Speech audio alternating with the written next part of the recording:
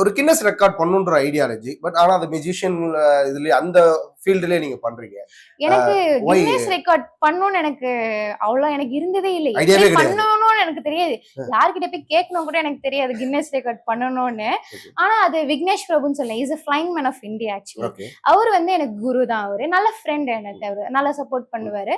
அவர் எனக்கு இந்த வாய்ப்பு கொடுத்திருந்தாரு. அண்ட் உண்மையா நான் இங்க சொல்லணும்னா, எனக்கு அந்த டைம்ல ஃபைனான்சியலும் இல்ல.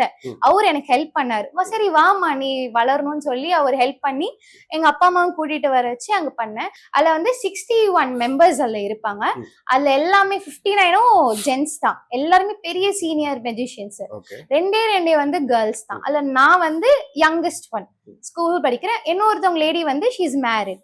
ஸோ 61 மெம்பர்ஸ்ல நாங்க 2 women தான் பார்ட்டிசிபேட். அந்த யங்கஸ்ட் ஒன் அதுல. ஸோ இதுல வந்து கின்னஸ் ரெக்கார்ட் வந்து 1 செகண்ட் மேஜிக் வந்து 61 பேர் வந்து ஏதோ செகண்ட்ஸ்குள்ள பண்ணோம். அது வந்து கலாம் வேர்ல்ட் ரெக்கார்டுன்னு சொல்லுவாங்க. அதுல வந்து வி காட் திங்.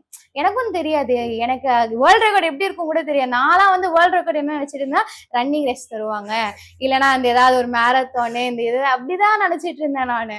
எனக்கு தெரியாது.